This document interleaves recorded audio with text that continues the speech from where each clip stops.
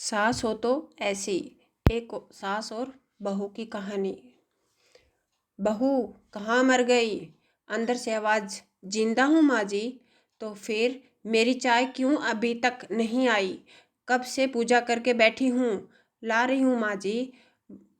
बहू चाय के साथ भजिया ले आई। सास ने कहा, तेल खिलाकर क्या मारेगी?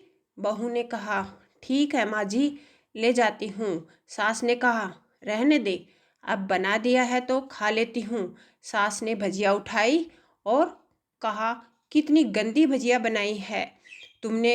बहू, माँ जी मुझे कपड़े धोने हैं, मैं जाती हूँ। बहू दरवाजे के पास छिपकर खड़ी हो गई। सास भजिया पर टूट पड़ी और पूरी भजिया खत्म कर दी। बहू मुस्कुराई और काम पर लग गई। दोपहर के खाने का वक्त हुआ। सास ने फिर आवाज लगाई, कुछ खाने को मिलेगा? बहू ने आवाज नहीं दी। सास फिर चिल्लाई, भूखे मारोगी क्या? बहू आई सामने, खिचड़ी रख दी। सास गुस्से से, ये क्या है? मुझे इसे नहीं खाना, इसे ले जाओ। बहू ने कहा, आपको डॉक्टर ने दिन में खिचड़ी खाने को कहा है, खाना तो पड़ेगा ही। सास मुंह बनाते हुए, हाँ तू मेरी माँ बन जा। बहू फिर मुस्कुराई और चली गई।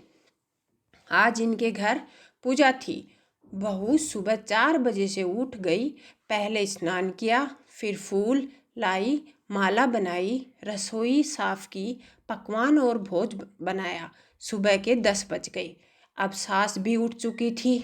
बहू अब पंडित जी के साथ भगवान के वस्त्र तैयार कर रही थी। जब ऑफिस की छुट्टी भी, उनके पिता पितनी घर पर थे।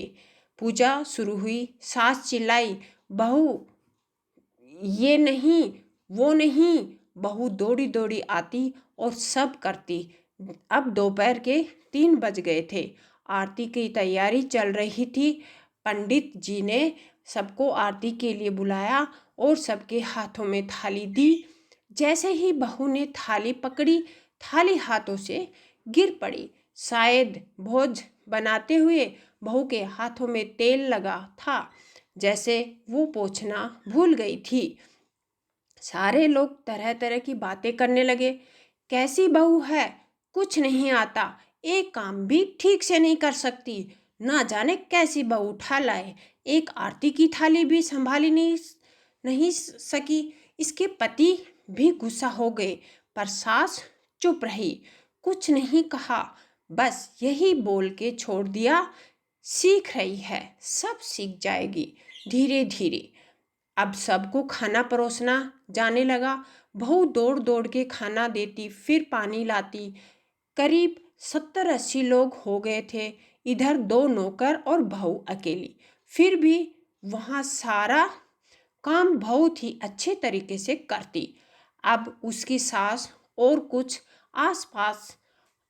आस पड़ोस के लोग खाने पर बैठे। बहू ने खाना परोसना शुरू किया।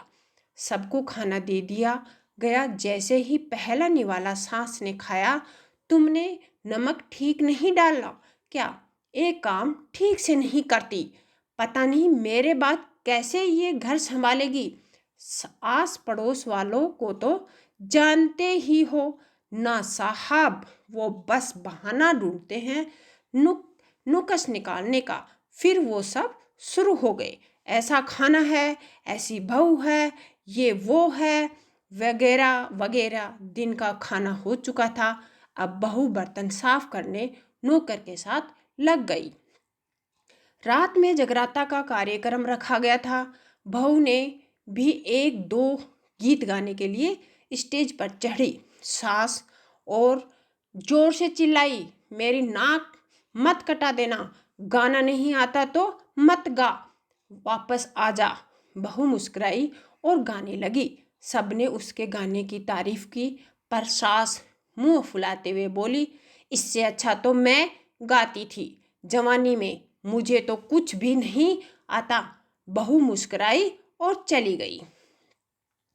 अब रात का खाना खिलाया जा रहा था। उसके पति ने ऑफिस के दोस्त साइड में ही ड्रिंक करने लगे। उसका पति चिल्लाता, थोड़ा बर्फ लाओ। तो सास चिल्लाती, यहाँ दाल नहीं है।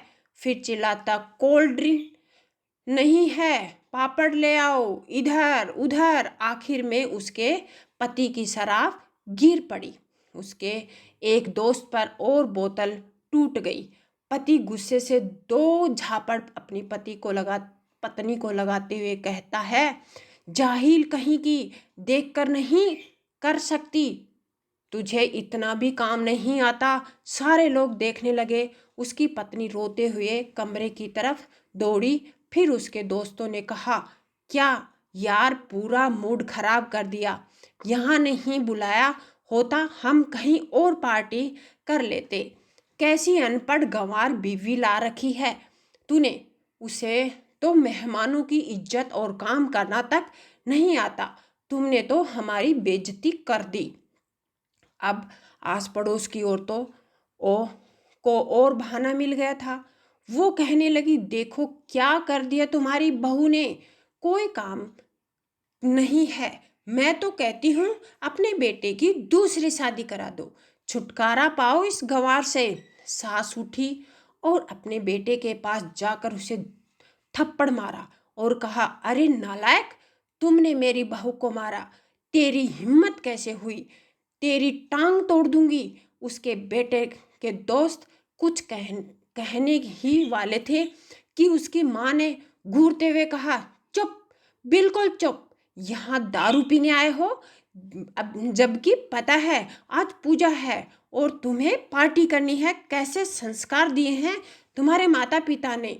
और किसने मेरी बहू को जाहिल बोला। जरा इधर आओ, चप्पल से मारूंगी अगर मेरी बहू को किसी ने शब्द भी कहा तो। अरे पापी, तूने उस लड़की को बस इसीलिए मारा कि तेरी शराब टूट गई। पापी बच्ची सुबह 4 बजे से उठी, घर का सारा काम कर रही है, ना सुबह से नाश्ता किया, दिन का खाना खाया, फिर भी हंसते हुए सबकी बातें सुनते हुए, ताने सुनते हुए घर के काम में लगी रही। तेरे यार दोस्त को वो अच्छी नहीं लगी। जूते से मारूंगी तेरे दोस्तों को जो कभी उन्होंने ऐसा कहा। उसके यार दोस्त चुपके से खिसक लिए। अब सास बहू के कमरे में गई और बहू का हाथ पकड़कर बाहर लाई। उसके सामने कहने लगी, किसने कहा था अपनी बहू को घर से निकाल के दूसरी बहू ले आना। जरा सामने आओ। कोई सामने नहीं आया। फिर सास ने कहा, तुम जानते भी क्या हो इस लड़की के बारे में। ये मेरी माँ भी है, बेटी भी। माँ इसलिए मुझे गलत काम करने पर डांटती है और बेटी इसलिए कभी कभी मेरी दिल की भावनाएं समझ जाती है। मेरी दिन रात सेवा करती है, मेरे 1000 ताने सुनती है, पर एक शब्द भी गलत नहीं कहती, ना सामने ना पीठ पीछे।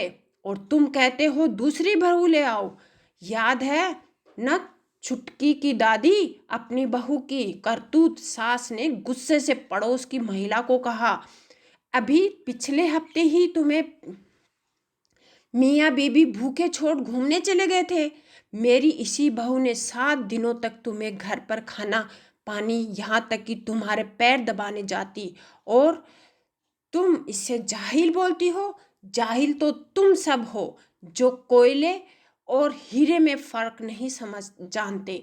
अगर आइंदा मेरी बहू के बारे में किसी ने एक लफ्ज भी बोला तो मुझसे बुरा कोई नहीं होगा, क्योंकि ये मेरी बहू नहीं, मेरी बेटी है। बहू से कियाँ लेते हुए फिर कमरे में चली गई। सास ने एक प्लेट उठाई और भोजन परोसा, बहू के कमरे में खुद ले गई। सास को भोजन लाते देखा तो बहू ने कहा, अरे माँ जी, आप क्या कर रही हो, मैं खुद ले आती। सास ने प्यार से ताना मारते हुए कहा, डर मत, तुम्हें जहर नहीं है, मार नहीं डालूंगी तुझे नई सास चाहिए होगी, पर मुझे अभी भी तू ही मेरे घर की बहू चाहिए।